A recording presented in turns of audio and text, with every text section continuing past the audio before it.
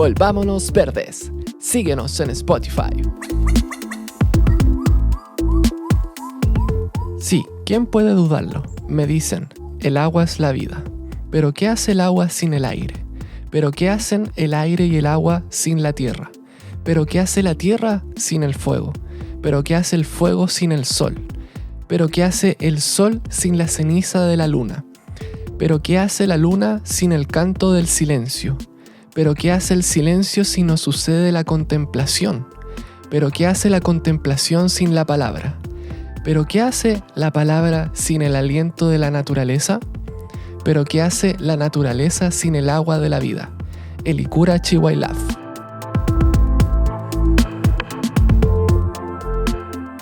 Hola a todos, estamos en una nueva entrega de nuestro lindo podcast Volvámonos Verdes. Agradecemos a nuestros colaboradores Libro Verde, una editorial y librería independiente que se enfoca en temáticas de naturaleza. No dudes en visitar esta librería en Orrego Luco 51, Providencia, Santiago, o visita su página web libroverde.org. Y también queremos agradecer a Fundación Panchi Folletti, una organización dedicada a la preservación y regeneración del medio ambiente para las generaciones presentes y futuras. Visítalos en su Instagram @fundación_panchi_folletti. Y finalmente agradecemos a Mercado Local, un supermercado con la mayor oferta de productos locales entre Pucón y Villarrica. Hoy invitamos a Havana Muñoz y a Germán Schultz. Havana es activista socioambiental y Germán es ingeniero mecánico y apicultor de Ñancul. Ambos son miembros de Aguas Libres Villarrica, una ONG que trabaja por la sustentabilidad medioambiental de la cuenca del lago Villarrica, promoviendo los intereses colectivos socioambientales y la participación ciudadana. Sin más preámbulos, vamos con la conversación.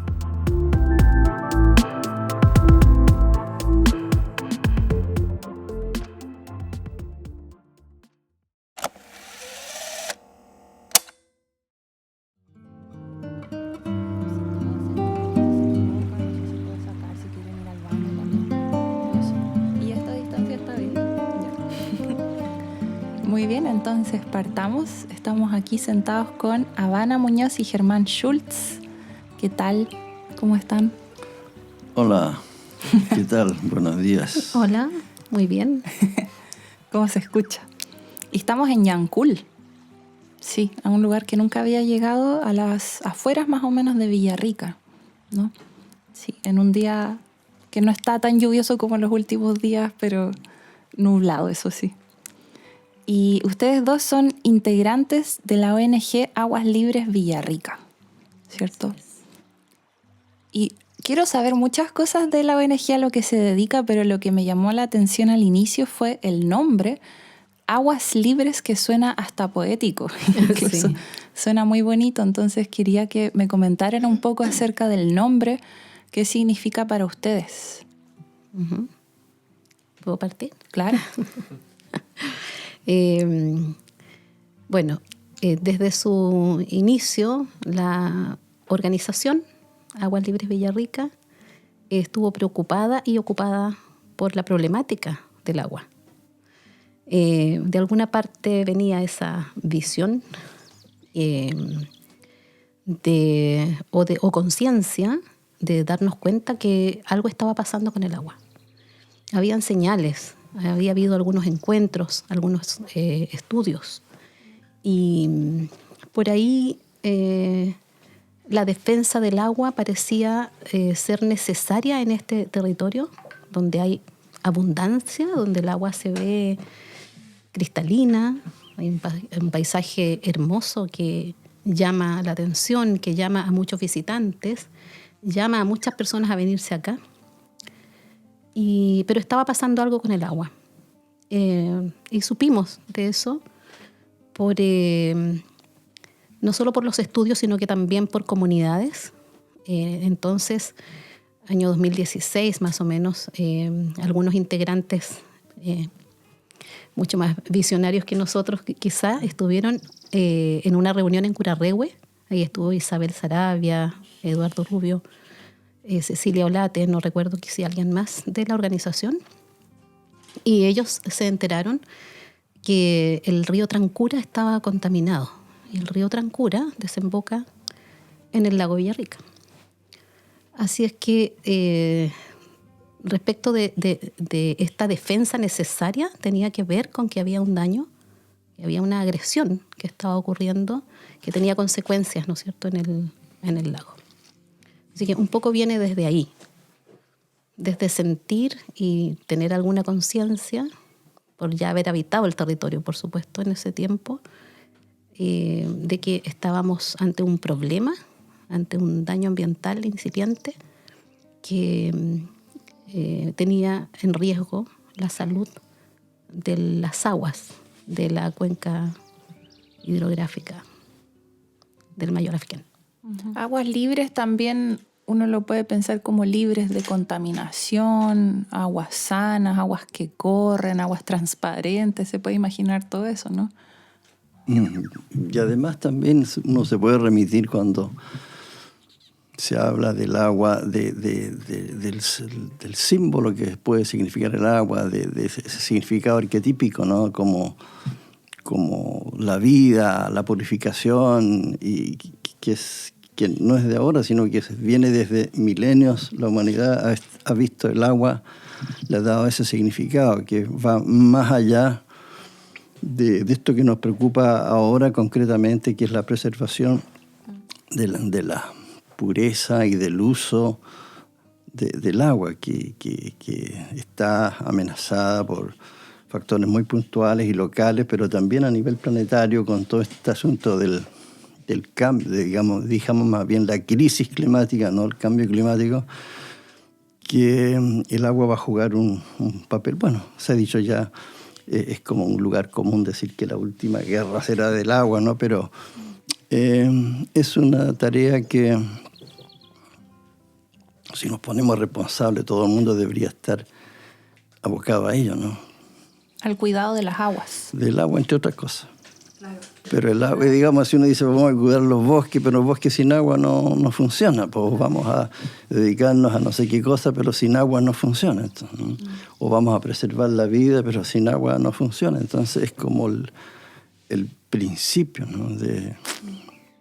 Y cuando uno piensa en cuidar las aguas, eso implica cuidar la cuenca, cuidar los glaciares, cuidar las montañas, cuidar el bosque.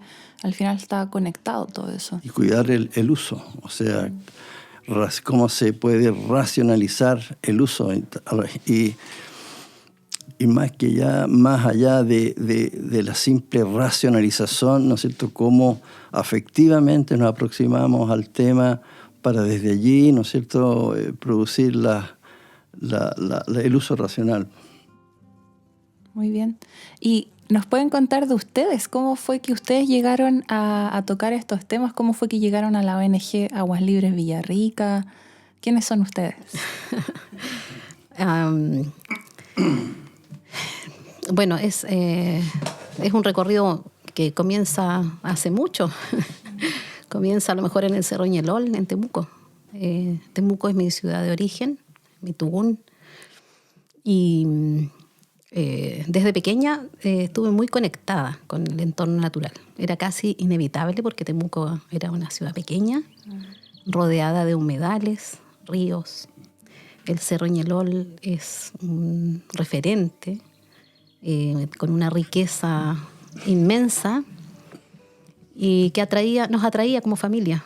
Entonces recorrer aquello era la vida, era como la entretención, la diversión, el fin de semana, en fin.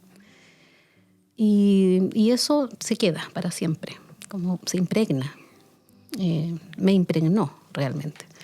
Así es que, y también este espacio acá en la cuenca del Mayo Lafquén, Villarrica, en los alrededores, también fueron el escenario de nuestras vacaciones, de los paseos. Estábamos tan cerca, a pesar de que había que recorrer todo eso en caminos de tierra. Era difícil llegar, pero se llegaba acá.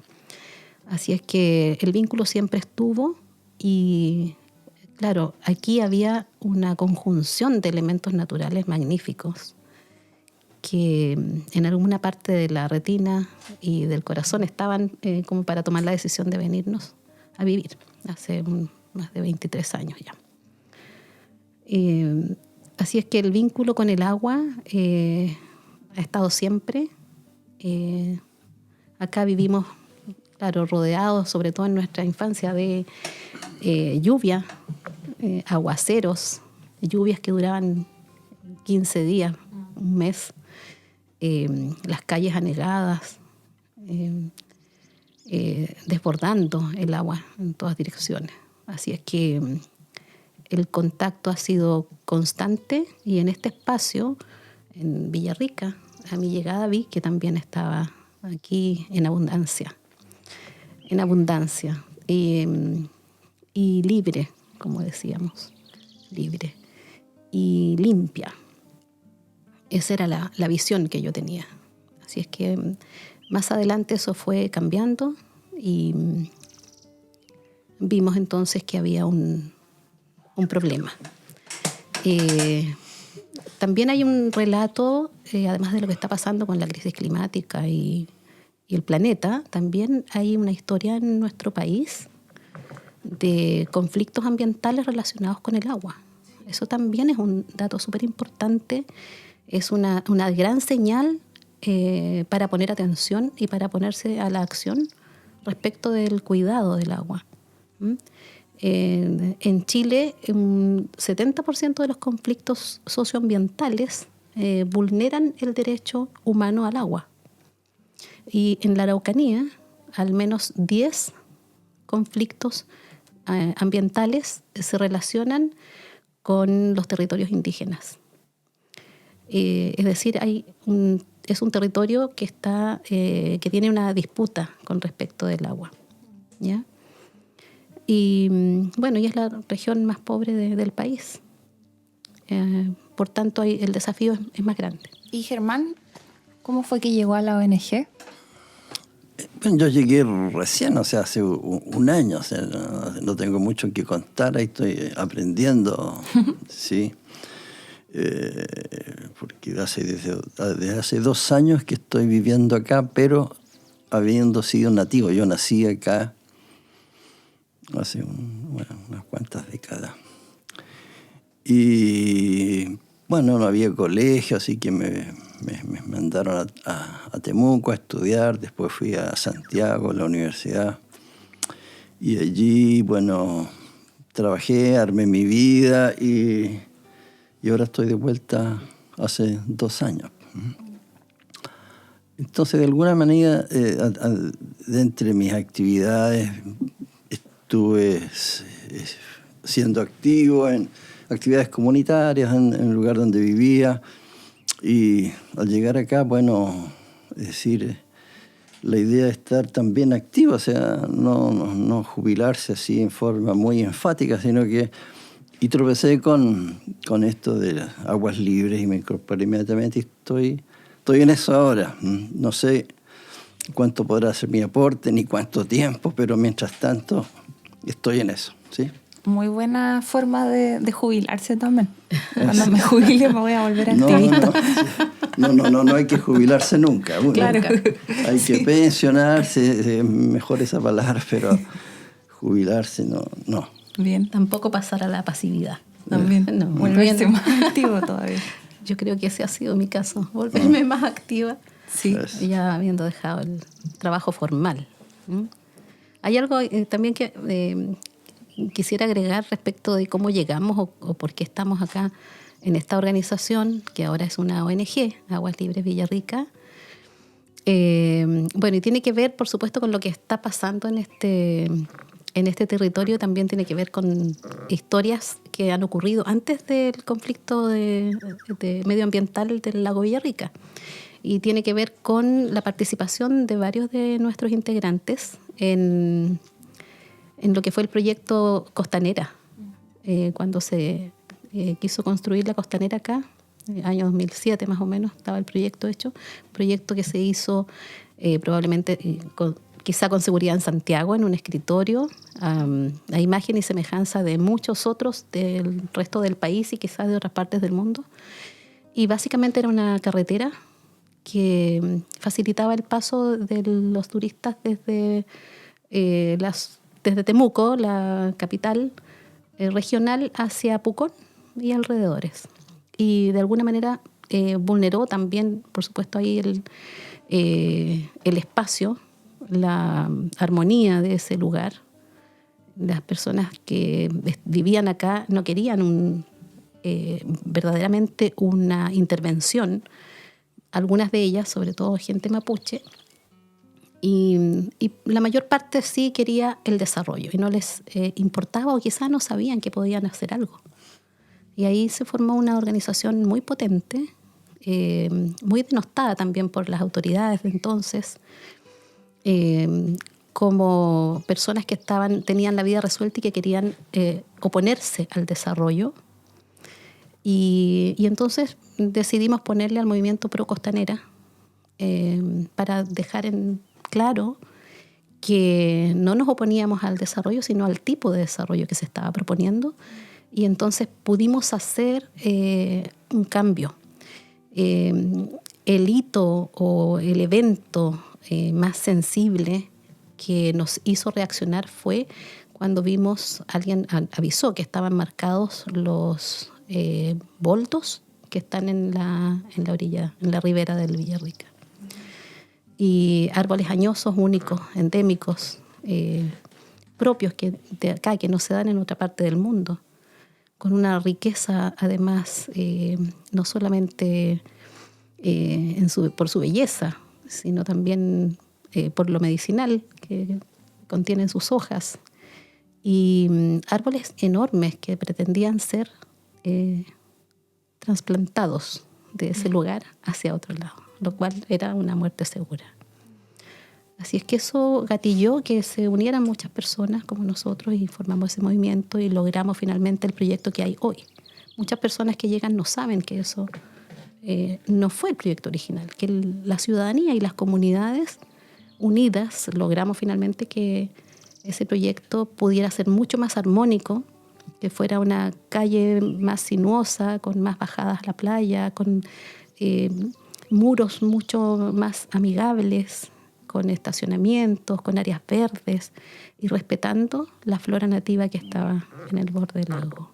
Wow, no sabía. Y también los humedales que estaban ahí, claro. Bueno, todo se vio muy amenazado y logramos finalmente eso, y es un hito que realmente de alguna manera en Aguas Libres nosotros también lo reivindicamos como parte de nuestra historia, porque muchos llegamos ahí a partir de haber tenido esta experiencia y de saber que es posible hacer algo.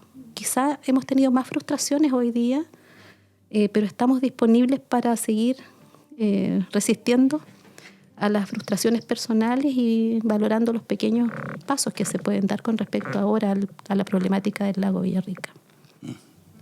Sí, pues el cambio ahí, que yo no participé en eso cuando estaba acá, pero el cambio que se logró fue, en definitiva, transformar un proyecto que consistía en un bypass para liberar el paso de los camiones por el centro de la ciudad y tirarlos por la orilla del lago para que siguieran hacia Pucón.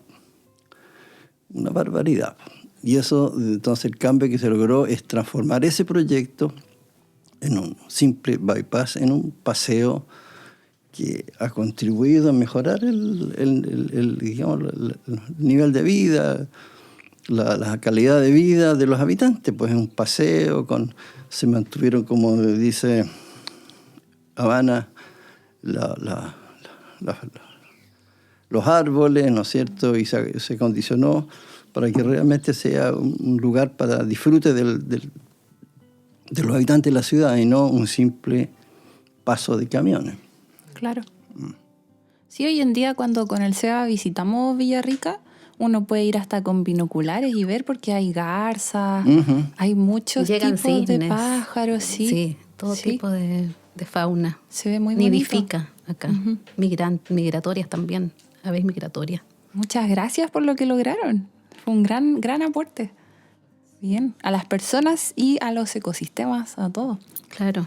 Sí, hay un dato también que es importante, más que dato, es una realidad que está muy presente, sin embargo, suele no verse, que es la presencia del pueblo mapuche en este territorio, que fue el último territorio anexado al Estado chileno desde la conquista, ¿no es cierto? Todo ese proceso se desarrolló y acá se mantuvo este territorio sin la llegada de de las fuerzas militares y del Estado, y de la conquista y luego del Estado, durante 300 años.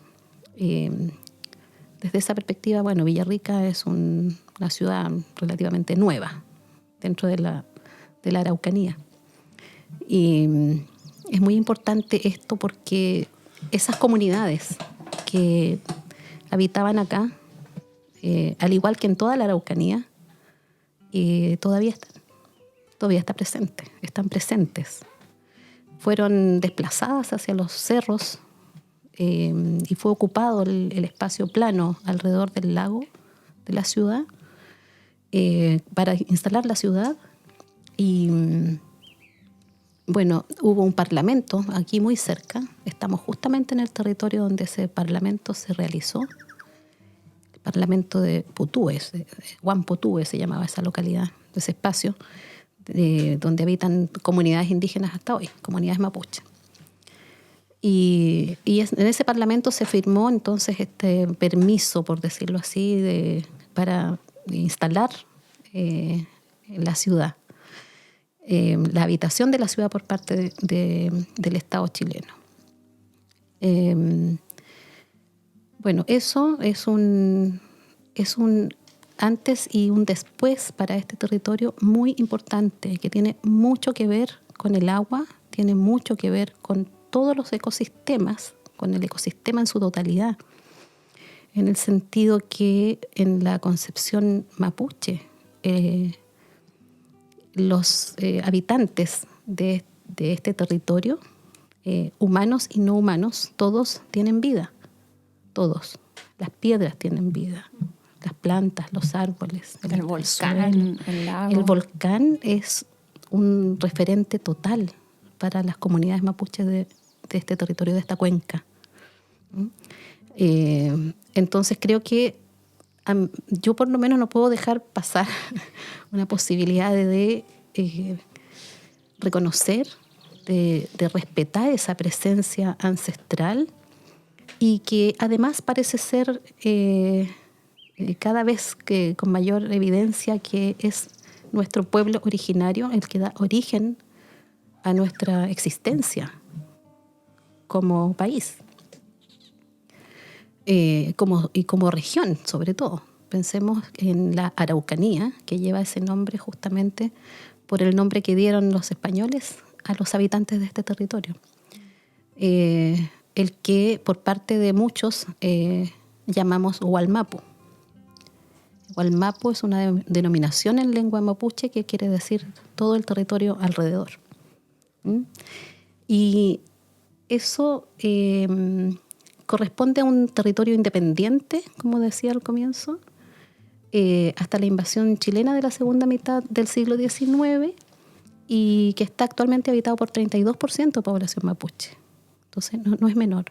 Pero lo más importante, diría yo, y de lo que estamos aprendiendo permanentemente, es de esa cosmovisión, esa forma de relacionarse con el entorno en donde todo ser tiene vida y debemos entonces el respeto tal como nos respetamos a nosotros mismos, a nosotras mismas y a cada uno de ellos. Y entre ellos el agua, como el centro de la vida y de la cultura, de toda la existencia.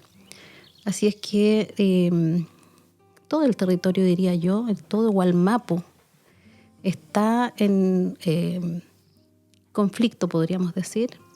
Hay recuperaciones de tierra, hay expansión de la industria forestal, hay proyectos mineros, hidroeléctricas, y todo esto ha llevado a la contaminación del agua y a la pérdida en el fondo del bosque nativo, con un daño enorme para las comunidades mapuche que se han visto cada vez más empobrecidas y arrinconadas por esta lógica, que finalmente es una lógica de mercado. Y a nivel país está instalada la lógica de mercado. Es decir, el agua en Chile tiene dueños, son pocos los dueños, y muchas personas no tienen acceso al agua, que es un derecho humano esencial. Incluso aquí en este territorio hay personas que no tienen acceso a agua, ¿cierto? Sí. Y yo cuando llegué y me dijeron, no podía creerlo, aquí en el sur, pensaba, Sí. y es así. Cuesta creerlo porque incluso en este tiempo que está tan lluvioso, tenemos que verlo en el contexto más amplio de la crisis climática, que justamente estos fenómenos son esperables para ese fenómeno, para esa situación que vivimos de crisis climática. Grandes lluvias y después sequía. Entonces probablemente va a venir un verano muy seco y con muchas dificultades y muchos camiones aljibes circulando por todos los caminos rurales. No, en relación al rol del pueblo mapuche, ¿no es cierto?, que aquí, ¿no es cierto?, opuso una resistencia notable, para lo cual hay muchas explicaciones, que la forma descentralizada de organizarse, no como digamos, el imperio azteca o inca, que era absolutamente piramidal, entonces cortaron la cabeza y se desmoronó todo el sistema. Hay otras explicaciones, pero hay también una explicación más poética, que parece que fue una persona que vino y conoció este lugar. Parece que fue el Gastón Sublet, no recuerdo bien, que al ver el paisaje dijo, no, pues ahora me explico por qué el pueblo mapuche defendió tan tenazmente esta tierra, pues. Por ¿cómo se llama? Es como un paraíso, o sea, ya no va quedando mucho, pero en algún momento fue. Y podría volver a aparecerse un poco, si lo cuidamos. Qué bonito. Vamos a intentar hablar con Gastón Sublet próximamente, pero no es tan fácil. No es tan Creo que sería lindo eso. Sería lindo. Me imagino esa Me conversación. parece que fue él, no recuerdo, pero creo que fue él. Sí, recuerdo él dijo que estaban defendiendo el paraíso. Eso. Y todavía quedan restos de ese paraíso que a veces uno ve, especialmente ahora cuando uno camina a parques nacionales y hay unos ríos que uno se maravilla. Es que ahora no es tan normal ver un río que corre limpio, que debiera ser lo más normal del mundo, pero es raro ver eso, especialmente en la zona central. Entonces uno se llega a emocionar cuando ve un río limpio que corre. Es tan extraño que ya no queden tantos de esos. A mí me ha pasado últimamente con tanta lluvia que hemos tenido este año, emocionarme solo pasando en auto por el camino y ver cómo están anegados los bordes. Y entonces me acuerdo del paisaje antiguo. Mi paisaje antiguo de Temuco era justamente de muchos humedales, muchos terrenos inundados, muchos mallín sería la palabra mapudungún, y Gualbes, que es una zona inundada pero que contiene árboles adultos, maduros, todo tipo de vegetación y de vida. Pitrantos, ¿no? Pitrantos también, claro, porque predomina la pitra, por ejemplo, y los menocos, que también son una denominación mapuche para aquellos lugares que concentran los lahuén o las plantas medicinales que se usan para curar las enfermedades. Entonces todo ese paisaje, cuando asoma, realmente renueva la esperanza, porque yo digo, el agua, claro, y lo he escuchado muchas veces, tiene su memoria, tiene memoria. Recuerdo una situación que hubo hace muy poco tiempo, una inmobiliaria que trabaja acá, hace el 90% de los proyectos en Villarrica, tapó el estero Limahue en un sector urbano, ¿ya? Es un estero que pasa por el sector urbano de Villarrica y en ese lugar se encuentra la piedra Rechicura, que es una piedra de grandes proporciones, de unos 6-7 metros de altura, y que además es como tutelar de ese espacio lleno de riqueza natural. Es una especie de corredor biológico que llega hasta el lago Villarrica, y entonces ese estero fue intervenido por la inmobiliaria y lo taparon. Las mismas personas del sector, juntas de vecinos, deportistas, etcétera, y ambientalistas también, defendimos ese espacio en ese momento. Se puso recursos de protección, Se han hecho muchas medidas de todo tipo, de toda índole. Y nada ha podido parar la devastación que está haciendo esa inmobiliaria allí. Han edificado muchísimo toda la segunda faja, y ese sector tiene una importancia para ellos porque acaban de terminar un centro comercial muy grande que está justo a la salida de Villarrica hacia Pucón, y el hospital de Villarrica. Esas dos grandes construcciones están sobre un humedal. El Menoco fue intervenido por las máquinas detrás de Sodimac y cambiaron el curso del agua, lo intervinieron muchísimo. Lo que está logrando llegar ahora al lago es poco, pero llega, se abrió. El agua tiene memoria, se va abriendo el espacio que antes tuvo. Sí, pues eso se nos olvida fácilmente, ¿sí? Cuando tapamos con cemento, con construcciones. Exactamente. Y ahí está como el problema, diría yo, de fondo, es el concepto de desarrollo que estamos utilizando. ¿Cuándo empezamos a hacer eso? Hay algunos puntos en que uno pudiera identificar cuándo comenzó.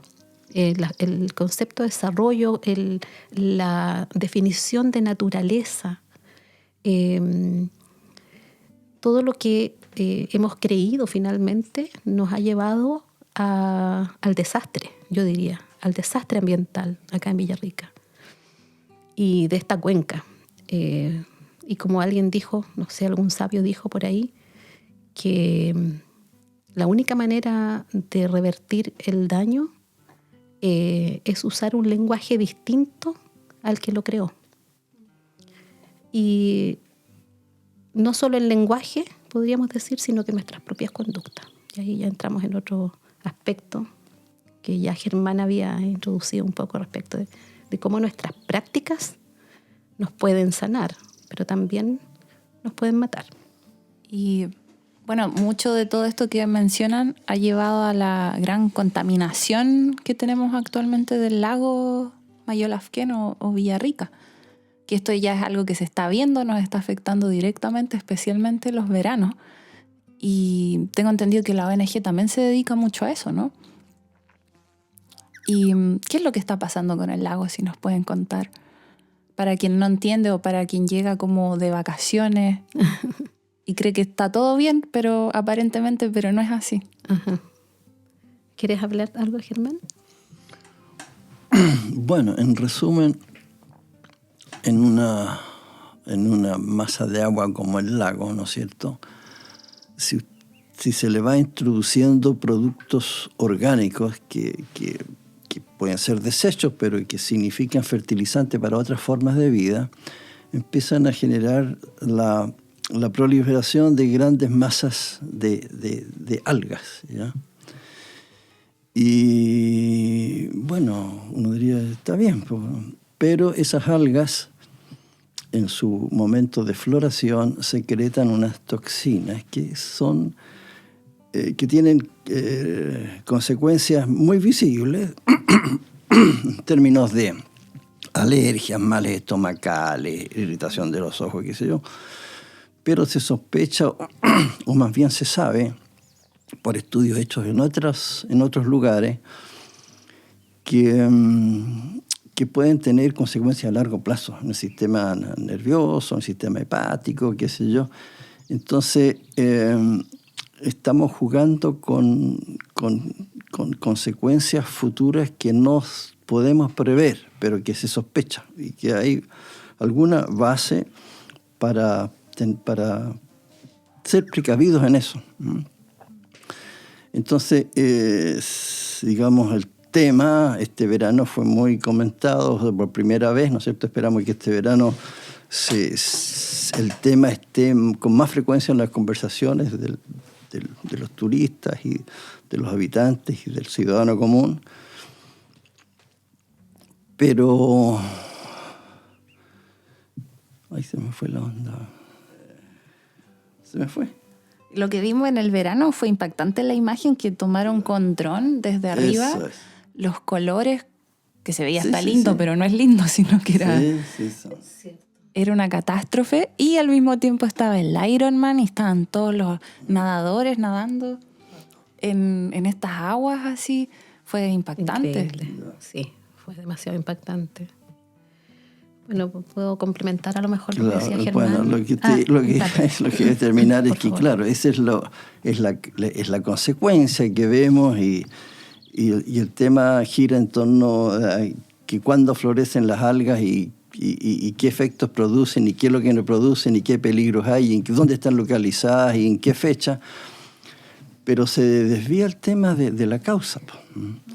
Entonces, lo importante es que se haga conciencia de cuáles son las causas. Y las causas principales son ¿cómo se llama? La filtración de aguas servidas del el gran volumen de construcción que se está realizando en todo el entorno del lago, además de algunos desechos de actividades, digamos, industriales, no sé cómo llamarlas, que son las pisciculturas y que son numerosas aquí, que se han instalado porque tienen condiciones de agua excepcional para la crianza de alevines, que después van a dar al mar en el sur del país. Entonces, estamos viendo las consecuencias, pero hay poca atención respecto a las causas, ¿no? Entonces, ese es un tema que de educación, ¿no? Y de conocer cómo funciona esto y quién y cómo estamos afectando a nuestro recurso, ¿no? Por decir un nombre, agua, cómo estamos afectando al agua.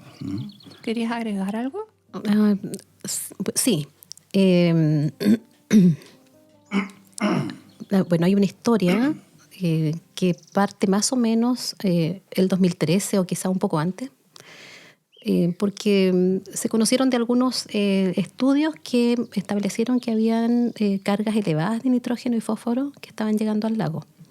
A partir de eso, ya en 2013, entonces se publica la norma secundaria de calidad del agua para el lago Villarrica. Y desde ahí se empezaron a hacer los monitoreos más sistemáticos. Ya el 2016 se estableció la superación de algunos parámetros por encima de la norma. Justamente eso coincide con el nacimiento de la organización Aguas Libres Villarrica. Y tuvimos ahí como organización un rol bien importante en lo que fue el decreto de saturación del lago. El 2017 se hizo todo un seguimiento, un trabajo ciudadano de informarnos, de llamar a otras organizaciones para defender el lago y llamar la atención y presionar para que se lograra esa declaratoria de saturación.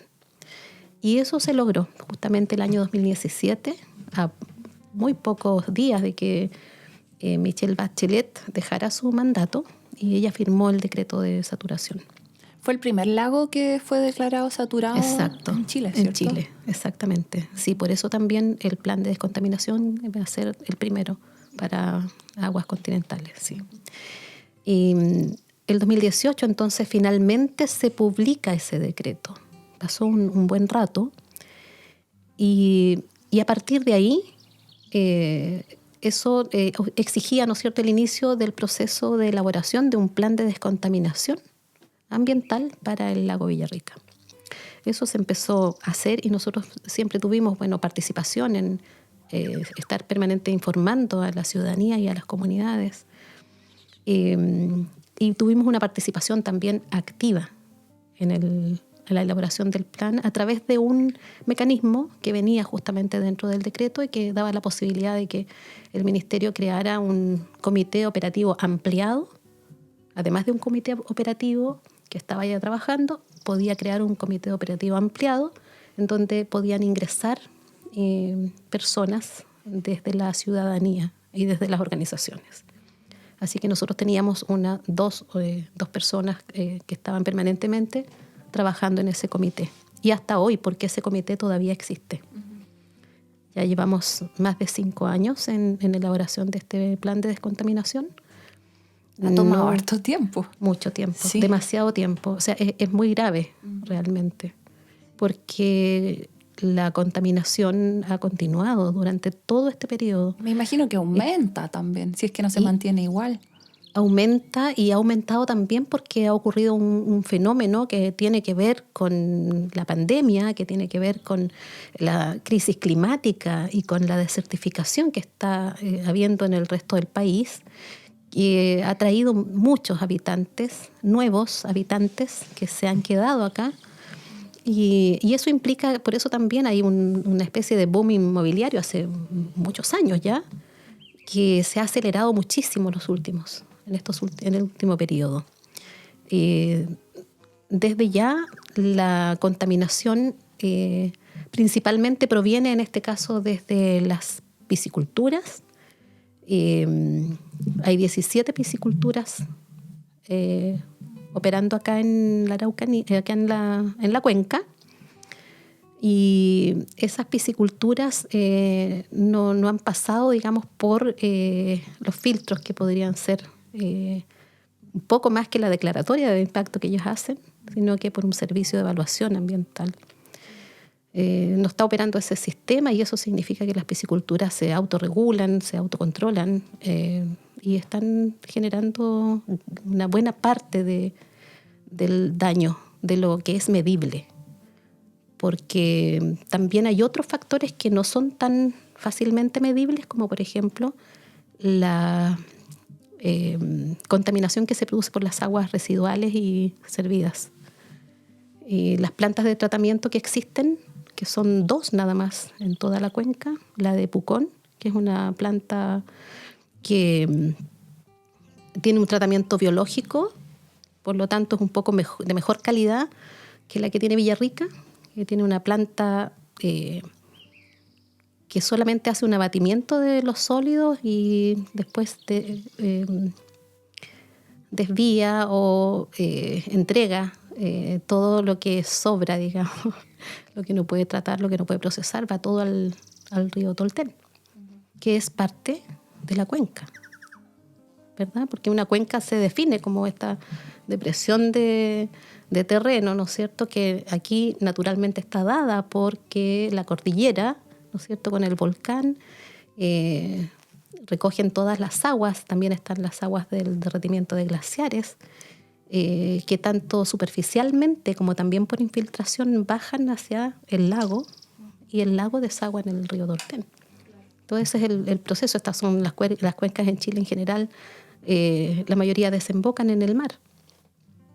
De manera que esta contaminación en este momento sigue en aumento y el plan aún no empieza a operar. Eso también se relaciona con nuestra acción actual como organización, y en lo que estamos es intentando que se generen medidas mitigatorias de mitigación, anticipatorias, para hacer algo que evite el colapso realmente, de aquí a que tengamos el plan de descontaminación. Porque la idea es disminuir la cantidad, la carga de nutrientes, ¿no?, que llegan al lago. Claro, a largo plazo disminuirlo a un nivel que sea natural, ¿no? Algo así. Claro, en realidad un cuerpo de agua como el lago Villarrica sí tiende un poco a la eutrofización, es decir, van a llegar las escorrentías de todo lo que es la agricultura, van a llegar todos los productos químicos de la agricultura que hoy día todavía se hacen de esa manera. No hacemos una agricultura sana realmente. Están estas plantas de tratamiento que van a seguir operando y va a seguir aumentando la cantidad de población y van a seguir aumentando la cantidad de edificios que hay entre Villarrica y Pucón, donde no hay planta de tratamiento, no existe un alcantarillado. La planta de tratamiento de Curarrehue, o sea, no existe una planta en Curarrehue. El río Trancura trae una contaminación enorme hacia el lago, por eso suponemos, ¿cierto?, que los flujos comienzan ahí y se quedan ahí en esa zona, en Pucón. Sobre todo este año. Sí. Claro, entonces mientras no exista una planta de tratamiento adecuada, vamos a seguir teniendo aumento de los niveles de eutrofización de este lago. Es decir, mueren muchas especies. Yo creo que lo que todavía no se toma conciencia a nivel más amplio es que estamos matando el ecosistema y que además es como si nos estuviéramos haciendo daño a nosotros mismos. O sea, lo estamos haciendo. No solo porque pensemos que somos parte integrante de todo este ecosistema, es un socioecosistema, ¿cierto? Que funciona, que debiera funcionar de manera armónica, pero por acción humana nosotros lo hemos desequilibrado a un nivel drástico, muy drástico, difícil de volver a tener lo que antes hubo acá. Es muy complejo hacerlo. El plan de descontaminación puede ser una herramienta, si hubiese llegado a tiempo quizá, pero aún así es una herramienta que solamente está apuntando a ciertos tipos de contaminantes, por ejemplo, de parte de las pisciculturas. Obviamente no entran todos los contaminantes que las pisciculturas entregan a los afluentes que usan para la industria del salmón. Ellos además ingresan al lago antibióticos, sales, otro tipo de desechos orgánicos en cantidad. Y la cantidad de población que ha llegado, que se ha instalado en todo este territorio, lo que hace habitualmente es hacer fosas sépticas que finalmente por infiltración también contribuyen a contaminar los efluentes. Y todo esto va también al lago. Entonces esa cantidad de nutrientes que está llegando al lago agravan más el problema y no necesariamente están adecuadamente incluidos dentro de lo que es dentro de lo que son las medidas del plan de descontaminación.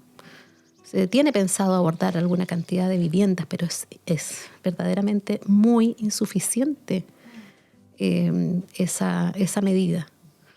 Y como no ha habido medidas que mitiguen, esto verdaderamente no está siendo abordado de la manera adecuada. También el tema de la agricultura, que es otra de la deforestación, también ha generado un daño enorme porque se producen grandes escorrentías, entonces, ¿no es cierto?, de material que llega finalmente al lago y genera una mayor eutrofización. Eso parece que era lo que tenía que complementar. Y por si acaso, si nuestros oyentes no lo entienden bien, cuando hablamos de eutrofización es exceso de nutrientes, ¿no?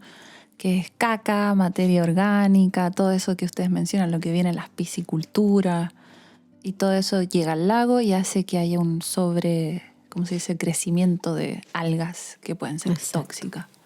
Exactamente. Ahí hemos tenido algunos avances en nuestra gestión y en nuestra vinculación con las autoridades regionales, en este caso específicamente con la Seremi de Salud de la Araucanía, que ellos a partir de algunos años están haciendo un registro o monitoreo de cómo se están comportando estas algas. Entonces, hay sectores que están siendo monitoreados de manera constante y se obtienen entonces algunos parámetros que también estamos intentando que se revisen porque tampoco están dentro de lo que necesitamos para que efectivamente se puedan entregar las alertas a la población.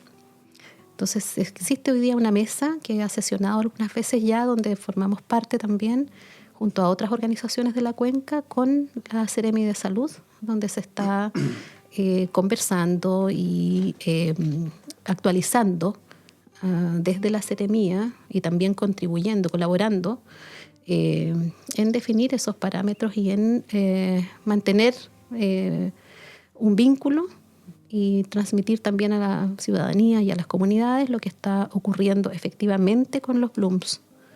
En qué playas, con qué frecuencia, con qué intensidad y dónde se tienen que efectivamente poner las alertas para que la población no tome contacto con el agua, porque ya hemos dicho que los blooms finalmente son toxinas, son algas que generan y que son toxinas que pueden enfermar a una persona, a los animales, Un cuerpo pequeño, como un niño, puede llegar a morir en las aguas contaminadas cuando se presentan estos blooms.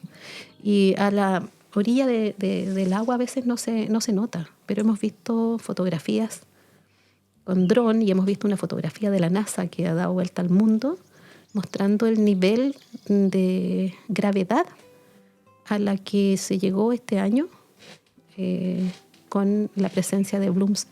Antes se pensaba que era como en el borde del lago, pero hoy día se ve que es el lago casi en su totalidad. Y esto también se ve más agravado en verano, ¿no? Porque me parece que aumentan las temperaturas del agua y aumenta aún más el florecimiento, ¿cierto? Exacto. Sí.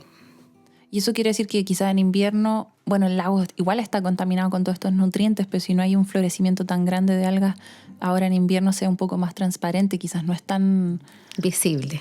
Tan visible, sí. Claro, y sucedió este año en mayo que tuvimos unos días de calor y se produjo un florecimiento absolutamente fuera de época y es la foto que tomó NASA. No fue en verano, fue ahora en mayo, así absolutamente, digamos, inesperadamente, porque en mayo no suelen haber temperaturas que favorecen el florecimiento de algas, pero este año sí lo hubo. Ay, chuta, es que es un tema súper complicado, es como un poco el cambio climático, la crisis climática, pero a nivel más local es un tema muy complejo que tiene muchas causas, muchos actores, que cómo nos ponemos todos de acuerdo para disminuir el problema. Claro, nosotros llamamos también la atención sobre que tampoco tenemos que ponerle todas las fichas, como se dice, al plan de descontaminación, dado que el plan de descontaminación realmente no busca descontaminar el lago Villarrica, no busca descontaminar la cuenca y asegurar la sostenibilidad en el fondo de la cuenca, sino que solamente lo que va a permitir es volver al estado de calidad del agua que es permitido por la norma, que se detectó al momento que se declaró saturado. Entonces, lejos, todo lo que ha ocurrido desde entonces hasta hoy nos muestra que va a ser completamente insuficiente, además de todo el tiempo que se ha demorado en su elaboración. Con datos que eran de antes, ¿no? Me imagino. Además, los datos son muy antiguos, exactamente. Es decir, como primer plan de descontaminación en el país, creo que hay mucho que aprender para como aprender una nueva forma de hacer las cosas y nuevas conceptualizaciones también. ¿Qué significa cada cosa realmente? ¿Cómo hemos pensado hoy día, por ejemplo, el desarrollo? ¿Cómo hemos definido naturaleza? ¿Qué estamos pensando con respecto al agua? Hay mucho que hacer, por eso, tal como tú dices, es multidimensional, multicausal. Y tiene que ver con uno mismo también, pues ahí es donde nosotros. Uno entra y dice, bueno, ¿qué hago yo para ayudar a descontaminar el agua, a cuidar las aguas? Por ejemplo, las personas que vivimos acá o las personas que vienen de visita, ¿qué cosas podemos hacer nosotros y nosotras? Bueno, hay mucho que hacer. Primero, retomando un poco de cómo nos pensamos, yo creo que lo primero, esto parte en realidad a nivel individual. Al menos en lo personal estoy convencida que mientras no tengamos conciencia de cómo es que nosotros también formamos parte de la cuenca, es decir, nos preocupamos, cuando nos enfermamos nos preocupamos de ir al médico, ¿ya? Casi siempre. Sin embargo, poco nos preocupamos por evitar la enfermedad. Y en ese sentido también ahí hay un aspecto importante que es cómo nos hacemos conscientes de que la salud de nuestro cuerpo depende de nuestras conductas, depende de lo que hacemos todos los días. Hay cosas muy sencillas de hacer, separar las aguas grises de las aguas hervidas, por ejemplo. Cosechar agua, es muy simple. Una piscina que dejó de usarse, que en lugar de dejarla doblada en una bodega, podemos ponerla en el patio, taparla con malla Rachel y poner una canalización pequeña desde un techo y vamos a cosechar agua y vamos a tener agua para todo lo que necesitemos durante un buen periodo de tiempo. Hay muchas cosas que podemos hacer. Pasa por todo lo que tiene que ver también con la contaminación del planeta, con la contaminación de los mares. Todos hemos escuchado sobre las islas de plástico. Todo eso lo producimos nosotros, con nuestras decisiones. Cuando entramos al supermercado y llenamos nuestro carro de plástico y de materiales que se van a demorar 500 años en degradarse. Entonces, creo que la información esa la tenemos, pero ¿qué hace que no lleguemos a conducirnos de una manera saludable para nosotros mismos y para nuestro entorno? Creo que eso es fundamental. En la medida que pensemos que nos hacemos daño a nosotros mismos, a nosotras mismas, recién podemos empezar a hacer algo también por nuestro entorno. Si nos dañamos a nosotros mismos, estamos dañando al entorno. Si el entorno está dañado, si el lago está dañado, el problema es para nuestra vida, para nuestra subsistencia. Entonces, esa conexión la hemos perdido muchísimo. Creo que ahí parte en buena medida este problema. Por eso es tan difícil de solucionar, porque pueden venir muchos gobiernos muy proactivos en términos de la naturaleza, de las normativas, de las leyes que se puedan generar para la protección. Pero si las personas nos seguimos conduciendo como lo estamos haciendo hasta hoy, no va a funcionar. Entonces creo que pasa fundamentalmente por el cambio personal, desde ahí hacia afuera. Pasa por las creencias, por el concepto que tenemos de ser humano, de humanidad, del planeta. Estamos en una cultura que después de que durante milenios nos han enseñado que somos los reyes de la creación y que todo esto está hecho para nuestro beneficio. Y parece que no es así. Pues, en ese sentido, la cultura mapuche, ¿no es cierto?, que se siente parte de la naturaleza, que no soy yo y la naturaleza, sino que somos la misma cosa, son culturas bastante más, o creencias bastante más funcionales a una supervivencia del planeta, ¿no? También esa forma individualista de ver la vida, al no darnos cuenta de que lo que le hacemos a otros lo hacemos a nosotros mismos, como lo sostienen antiguas filosofías de vida, ¿no es cierto?, precristianas incluso, en que se habla, ¿no es cierto?, somos todos uno, o sea, no hay una diferencia entre yo y los demás y el ambiente, sino que todo es uno. Ya los viejos griegos hace mucho más de 2000 años lo tenían claro, pero eso se ha ido perdiendo. Y eso es como si un cambio cultural en ese sentido no es rápido. Entonces, ¿dónde se empieza? ¿No es cierto? Se empieza con los niños, pero ¿quién le enseña a los niños? Son los profesores. ¿Y quién le enseña? Bueno, claro. Es súper difícil, pero pero a veces los cambios culturales se producen no con la zanahoria, sino que con el garrote. A lo mejor una gran crisis va a ser la forma en que cambiamos. O sea, es bastante duro decirlo, pero a lo mejor va a ser eso. No aprendemos o sea, no aplicamos nuestra razón a solucionar problemas evidentes, sino que tiene que haber el garrote que nos lleve a una conducta más funcional a la supervivencia de la vida humana y de todas las formas de vida. Claro, eso se relaciona un poco con lo que decíamos antes, de que el daño se va a volver contra nosotras. En ese sentido, creo yo que no podemos seguir actuando con la violencia con la que estamos actuando hoy. Por ejemplo, la avaricia, diría yo, una palabra bien dura, con la que se está relacionando algunas personas con la naturaleza, con el agua, con el lago, es una forma violenta de relación. Y tenemos que parar esa violencia. Yo creo en que podemos hacerlo. Creo que el diálogo, el cambio de conductas a nivel personal, familiar, puede hacer una diferencia. Y creo también mucho en la escuela, en la educación.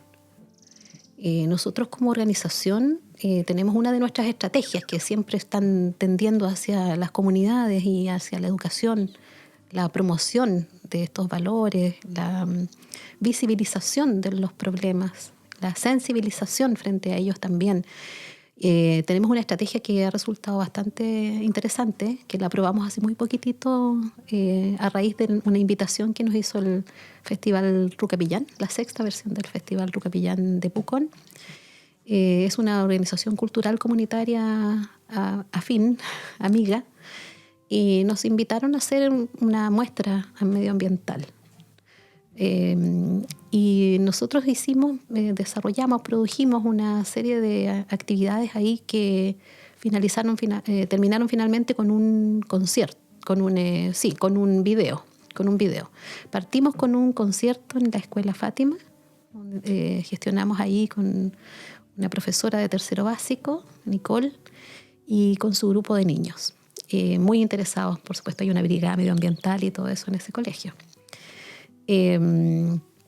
Hicimos el concierto Verde Esperanza, que lo hemos hecho varias veces, bueno, antes de pandemia sobre todo, ya en pandemia fue imposible, pero volvimos con este concierto en Pucón, que uno de nuestros integrantes, que es flautista, es flauta traversa, tiene un dúo con un guitarrista, el dúo Amancay, y con ellos hicimos ese concierto Verde Esperanza. En ese concierto realmente es una mediación audiovisual, porque conjuntamente con las obras musicales que se eligen, se van mostrando un PPT y videos para mostrar qué estaba ocurriendo en el momento en que se produjo la obra que se está escuchando, que es más bien, bueno, música clásica, también folclórica, de varios estilos, ¿no?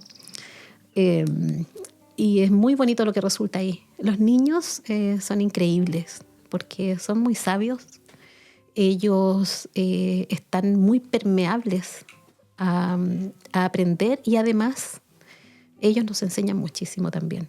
Ven las cosas de una manera tan transparente y son capaces de transmitir incluso eso a sus familias y a sus entornos.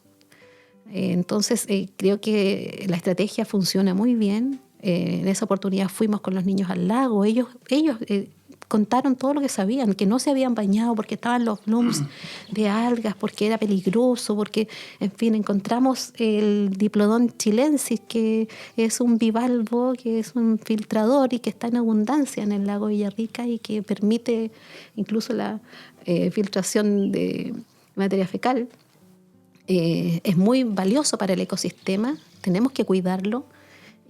A veces se encuentran que están la playa llena y es justamente porque se acaba el oxígeno en el agua. Son como conchitas, ¿no? Son conchitas, sí. Es un bivalvo. Sí. Es un bivalvo pequeñito, también le dicen chorito de agua dulce. Uh-huh. Y los niños encontraron eso y aprendieron cosas, pero nosotros también aprendimos. Así que esa estrategia, digo yo, porque realmente sí lo es, porque está pensada para eso. Nosotros como organización lo llevamos a las escuelas y ponemos entonces este dispositivo como de mediación para que los niños aprendan lo que está ocurriendo en su entorno y también puedan idear y aportar su visión de cómo podemos mejorar.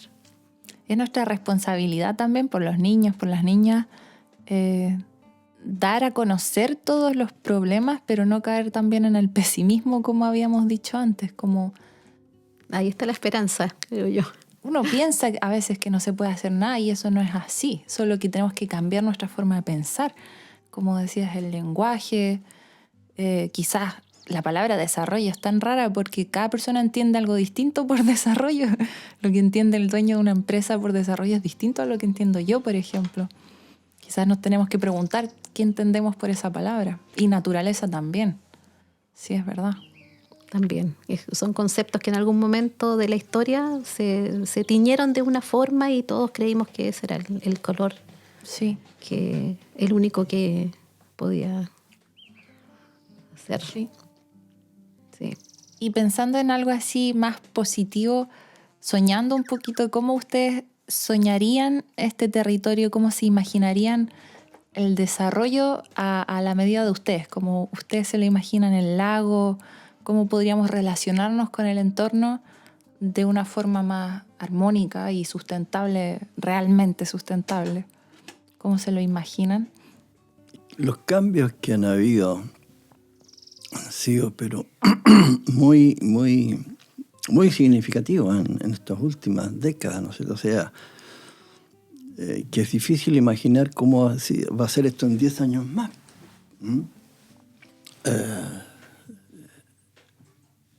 Bueno, tengo la posibilidad de recordar cómo era esto, muy, muy poco poblada, con vías de comunicación deficitarias, con pocos recursos, con servicios.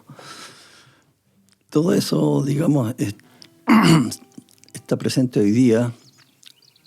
Igual existen falencias, ¿no? Pero, por ejemplo, lo que ha pasado estos últimos, digamos, se ha agudizado estos últimos 5 años, pero partió un poco antes, que es la parcelización de los campos. O sea, ¿qué impacto va a tener eso? No sabemos. Hay un impacto, ¿no es cierto?, demográfico, productivo, no sé qué más. Entonces, ¿cómo abordar eso? Hay muchas tierras productivas que se están restando de la producción. ¿Cómo volver a que estas parcelas generen algún tipo de producción que sea posible en una escala tan pequeña, ¿no?, de una parcela? No se pueden hacer grandes siembras de trigo ni ganadería en parcelas chicas. Entonces, es difícil proyectar qué va a pasar con esta región y además de eso le agregamos el aumento pero explosivo de población. En 10 años se ha más que duplicado la población. Entonces, los servicios de vialidad ya son un problema que va obstruyendo el desarrollo, ¿no? El flujo de personas y de bienes y servicios.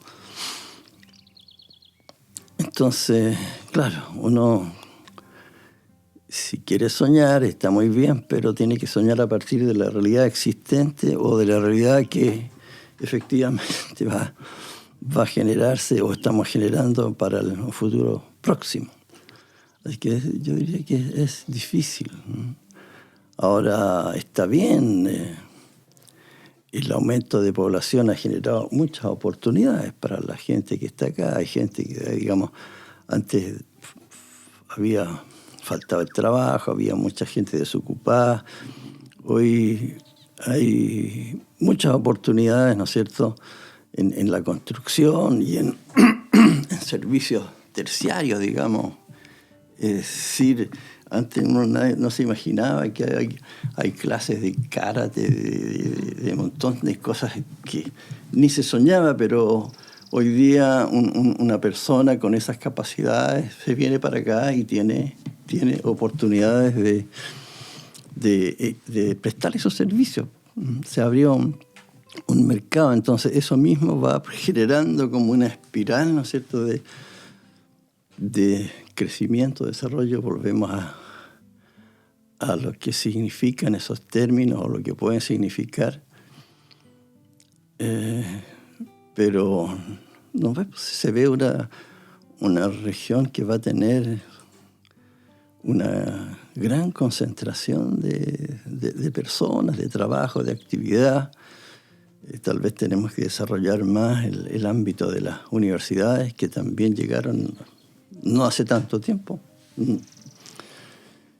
Y no sé, pues yo no veo alguna generación especial de alguna habilidad estratégica de la zona para decir, mire, vamos a ir. Además de lo que sí es un poco obvio, que es el turismo, ¿no? El turismo, el sector madera, pero eso implica todo lo que hemos estado conversando. O sea, si no cuidamos esto, no vamos a tener turismo. Sí, bueno, la educación ha crecido muchísimo también. Es otra de las virtudes, podríamos decir también, de la posibilidad de que se haya venido tantas familias acá. Pero como en todo orden de cosas, yo creo que, por ejemplo, en el caso de la industria piscícola o la industria inmobiliaria o agrícola, el problema no es la industria en sí, sino que es la escala en la cual se hace, ¿no? En la cual se desarrolla. Yo diría que lo mismo pasa en el caso de las personas, con este nivel de migración interna que hemos tenido tan intensa y tan concentrada en este corto periodo de tiempo, en una zona sensible, con un, entre comillas, desarrollo reciente, muy reciente, casi ensayando ese desarrollo, ese crecimiento, en base a prueba y error. Por lo tanto, no era tan difícil pensar que lo que podía ocurrir era que llegáramos a esta situación un poco, yo diría, crítica, tengo que decirlo, pero de daño en el que estamos, donde prácticamente se hace realidad el dicho que dice, sálvese quien pueda. O sea, ¿por qué lo digo? Porque llegan familias acá a comprar una parcela, ¿cierto? Sacan el bosque nativo para poner jardines. Esa es una lucha que se aprende a través de vivirlo, porque yo lo viví también cuando llegué. También quise poner un jardincito en realidad. Primero, por supuesto, cuidar el bosque. Pero poner un jardín y, claro, el bosque y su crecimiento natural, espontáneo, fue ganando el terreno y verdaderamente me quedé con el bosque, finalmente.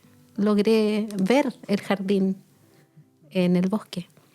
Pero la gente que viene de afuera actualmente hace eso, saca plantas nativas, limpia mucho. Muchas veces antes de que les vendan la parcela ya se limpió de pitrantos, de remanentes de bosque nativo, de renovales que se estaban reproduciendo ahí. Y eso genera un tremendo daño y genera problemas con el agua. Entonces hacen un pozo y el pozo al año siguiente o a los 2 años se seca. Y lo que hace la mayor parte es profundizar el pozo. Bueno, lo que ocurre con ello es que lo que se profundiza realmente es el problema del agua. Entonces, eso que decía recién Germán, que en algún momento va a haber una lucha, yo creo que esa lucha por el agua ya está. No la visibilizamos como una lucha, pero está. Yo lo escucho en todas partes. Sí, profundicé el pozo, a 3 metros volví a encontrar agua. El vecino de más allá también, sí, es que mi vecino llegó, hizo pozo y se me secó el mío, etcétera. Esas son las conversaciones de las personas que están llegando acá, que están viviendo esa situación. De manera que por eso yo lo traigo aquí a la conversación, porque siento que tenemos que decirle a esas personas que cambien sus conductas, que cuando lleguen acá, ojalá valoren y escojan un lugar que tiene vegetación, que tiene bosque nativo, que tiene un remanente de bosque, que tiene, no sé, un guayizal, le dice la gente, ¿no es cierto? Porque el guaya se reproduce muy bien acá. Que elijan esos lugares y que los cuiden, que se transformen también en agentes de vida y que cuiden su propia vida, que cuiden el agua. Porque si la tienen en el momento, si tienen la suerte de haber comprado un lugar, de haber llegado a un lugar donde hay agua, es probable que en 2 años más ya no lo sea. Y si llegaron a un lugar que no la tiene, van a tener una espera tremenda por un APR que va a ser un pozo profundo, pero cada vez van a haber probablemente más APR, o sea, que finalmente lo que tenemos es una competencia por el agua. Así que hay varias cosas que hay que cambiar. Cambiar el lenguaje implica cambiar también conductas. O sea, más violencia, más avaricia no nos ha servido. No sigamos usando ese mismo lenguaje. El sálvese quien pueda no es algo que acerque a nadie, no hace comunidad, ¿cierto? Habla más del individualismo, del yoísmo, y no nos hace bien, nos sigue dañando. Por lo tanto, yo los llamaría a cuidar el agua, a conocer, a cuidar, a tener la experiencia del bosque, del humedal.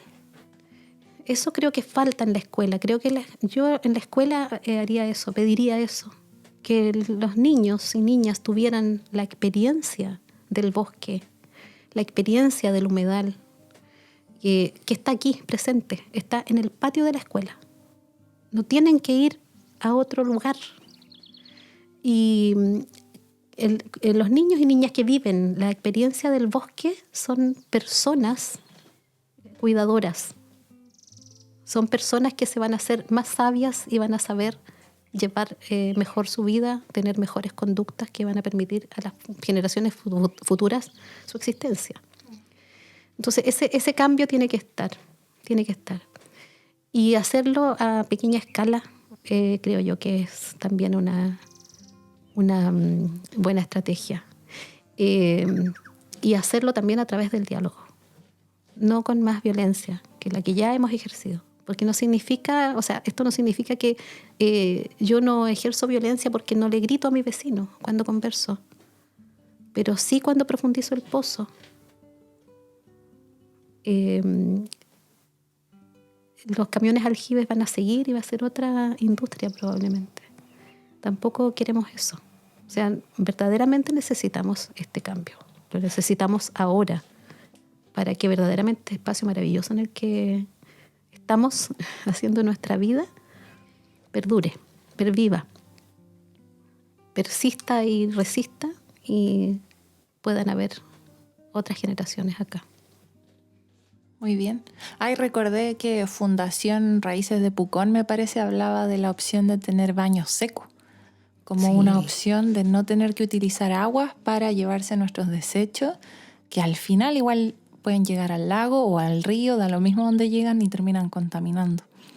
Exacto. Entonces esa es una opción concreta también.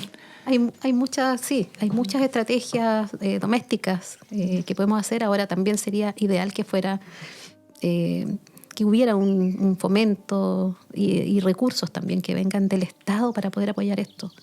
La energía fotovoltaica, por ejemplo, el aprovechamiento de las aguas lluvias.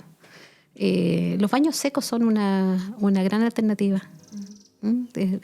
Hay proyectos en el ámbito rural donde yo los he visto funcionar muy bien.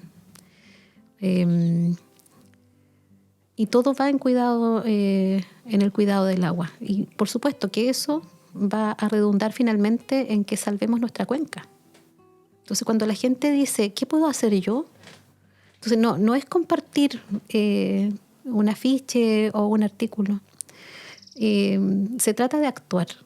Y, como decía antes, se trata de actuar primero del cambio personal. Y eso puede también influir mucho hacia alrededor. Irradiar esa conducta y esa voluntad de mejorar las cosas, de usar todo lo que esté al alcance y más allá también. Usar las energías limpias y otras muchas. Cuidar también nuestras riberas, o sea, por ejemplo, hacer verdaderas áreas protegidas alrededor de los cauces. En el fondo es llegar a una forma distinta de habitar el mundo de la que tenemos hoy día. Nosotros históricamente ha habido un desarrollo, una evolución y a la cual no es funcional a la conservación de la vida. Y si no cambiamos nuestra forma de habitar el planeta, no sé, llegaremos al colapso o al aprendizaje forzoso, ¿no? Claro, sí. Esperemos que no sea así. No. Sí, hay harta esperanza siempre. O sea, entre más crecen los problemas, Sí, más tiene que crecer la siempre, esperanza. Siempre. Yo creo que las nuevas confianza. Sí. Sí, más que la esperanza es la confianza. La confianza y volviendo a la avaricia, ¿no es cierto? La avaricia es una forma de miedo generada porque me va a faltar, ¿no? Entonces, como no tengo confianza, ¿no es cierto? Empiezo a acumular, ¿sí? Para que no me falte. Y eso no es una cosa que nos pase hoy día, sino que ha sido siempre así. No sé si será parte de la esencia del ser humano o no. Yo creo que no, porque yo creo que el ser humano puede cambiar, tiene la facultad de construirse en forma distinta. Pero una cosa que viene hace mucho tiempo, o sea, el Maestro Jesús enseñó, ¿no es cierto?, a pedir el pan de cada día. O sea, no el pan de la semana ni de los próximos años, sino que el pan de cada día. Pero como no se le hizo caso, yo prefiero asegurarme el pancito para toda mi vida y si es posible para los hijitos y para los nietos. Entonces, claro, estamos en una cultura de acumulación que produce lo que estamos viendo. Claro, no había pensado lo del pan de cada día, Sí, muy buena. verdadero. Y Sí. también me hace pensar en las formas de relación de la población mapuche originaria con su tierra, con la tierra, que tiene que ver absolutamente con eso, ¿ya? Dentro de su propio sistema de creencia, justamente no estaba la acumulación. Y por eso el choque cultural fue tan grande. Y entonces se generaron ciertos estigmas, ¿no? Y respecto de que la población mapuche no trabajaba la tierra o no hacía tal o cual cosa. Y claro, porque no era necesaria la acumulación. El espacio estaba disponible y no había cercos. De ahí viene también este Walmapu, que es todo lo que está alrededor. Y ese territorio era un territorio que no tenía ni siquiera la frontera de la cordillera, porque continuaba al otro lado. Y en sus mejores tiempos en este territorio se generó una práctica que se describe en la historia como las rastrilladas, que eran las huellas que dejaban las enormes masas de ganado que transitaban de este lado al otro de la cordillera, de ida y regreso. Entonces el pueblo mapuche era un pueblo en abundancia y que no necesitaba acumular, ¿no? Entonces intercambiaba, ¿verdad? El dinero eran justamente los animales. Y desde esa visión se percibe que había un equilibrio, un trato más justo y que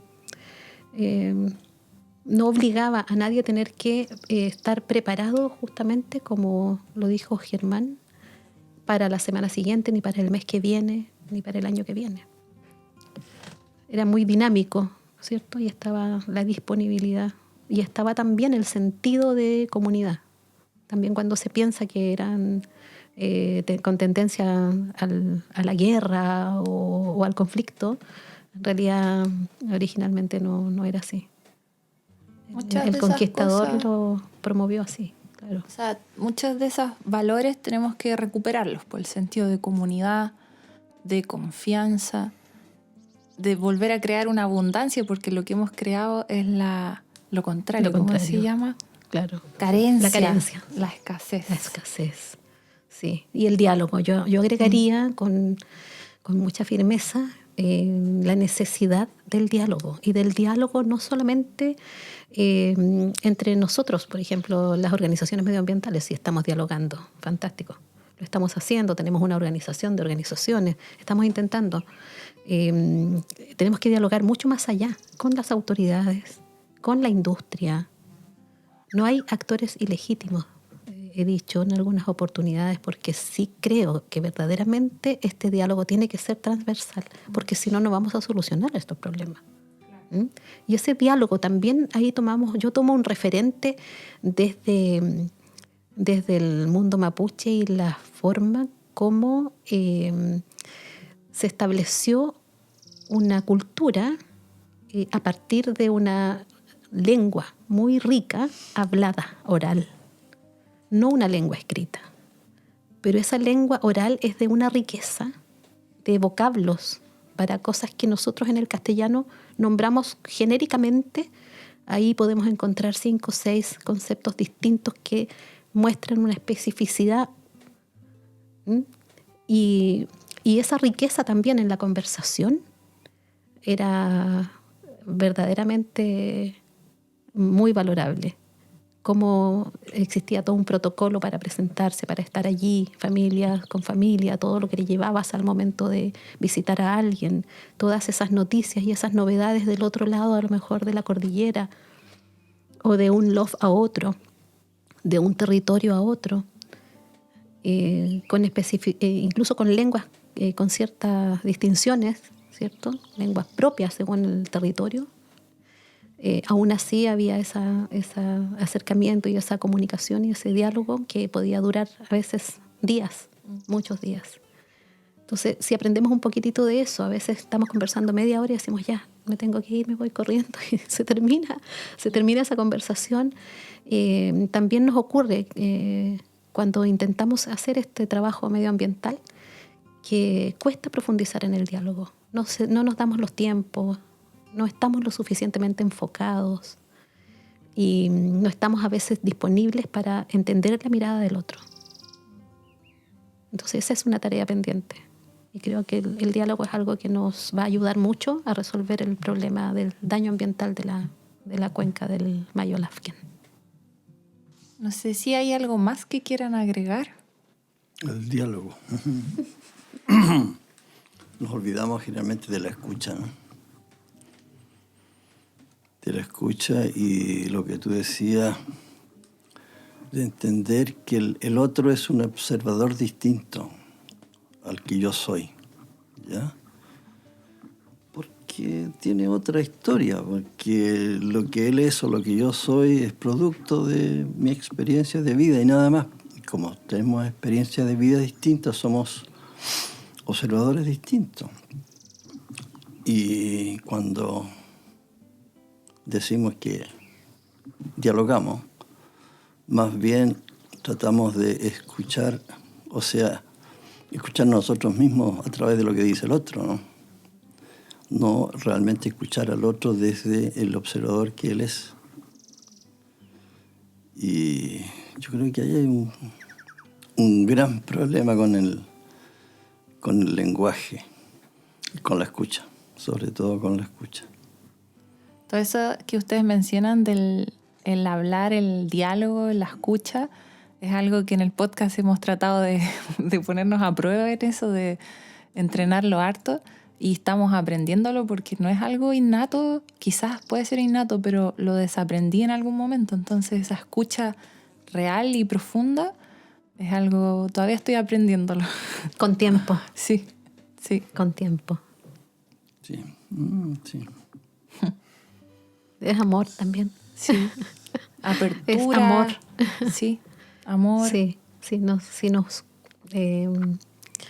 ubicamos, ¿no es cierto?, en nuestro ser interno, desde esa amorosidad nos relacionamos con el otro y la otra, y los otros y las otras. Y creo que es como la base también de poder dialogar, escuchar y dialogar. Y entender, como decía Germán, que la otra persona tiene otra historia, otras vivencias que no son las mías, Y claro, escuchar no intentando verme reflejado mi propia visión, sino que realmente incorporar la visión de la otra persona. Sí, yo eso a veces cuando les explico a mis hijos algo, cuando quiero darles alguna orientación, siempre les digo, piensa siempre que el otro está hablando desde su personalidad, desde su identidad y desde su visión de mundo. Entonces yo le digo, sí, tienes que escuchar todo eso, tratar de escuchar todas esas voces que hay en una persona, pero trascender de eso, más allá de la personalidad, más allá de su identidad, más allá de su visión de mundo. Es un ser.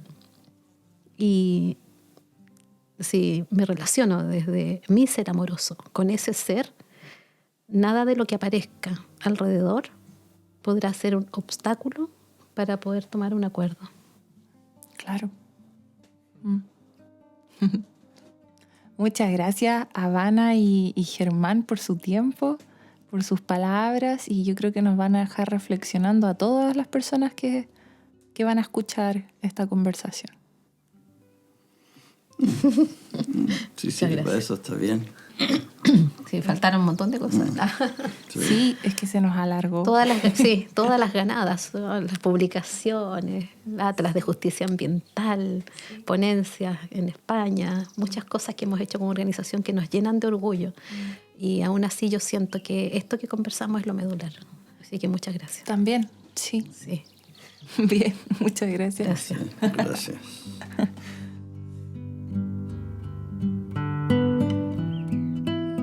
Agradecemos a nuestros colaboradores que son Libro Verde, una editorial y librería independiente que se enfoca en temáticas de medio ambiente, naturaleza, divulgación científica, sustentabilidad, activismo, pueblos originarios y literatura infantil. Si buscas un libro de alguno de estos temas, no dudes en visitar esta librería en Orrego Luco 51, Providencia, Santiago, o visita su página web libroverde.org. También agradecemos a Fundación Panchi Folletti, una organización que busca la preservación del medio ambiente mediante educación ambiental y la regeneración y conservación de paisajes, manteniéndolos en su estado natural para las generaciones presentes y futuras. Visítalos en su Instagram @fundación_panchi_folletti. Y finalmente agradecemos a Mercado Local, el supermercado con la mayor oferta de productos locales entre Pucón y Villarrica. Ayudemos a impulsar la economía local y el trabajo de huerteras y productores de la zona. No olviden que pueden encontrar todas las fuentes de información de este episodio en volvámonosverdes.cl. Muchas gracias a todos nuestros auditores y que tengan una buena semana. ¡Chao!